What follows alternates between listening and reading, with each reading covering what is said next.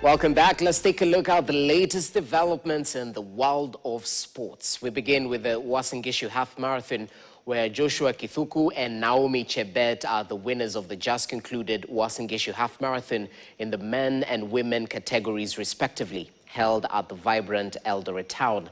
Over 700 local and international athletes took part in the race, with the winners taking home 300,000 Kenya shillings each. Ingawa iko na milima mingi, lakini nikajikaza.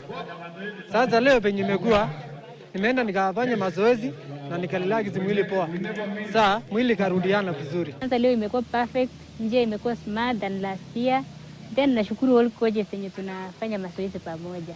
We've seen a lot of talent. We've seen world-class athletes participating, and we would like to support these sports persons as much as we can. In every way, but by doing as many events as we can, giving them a chance to participate and compete, and it also forms or acts as part of practice for them for big world events.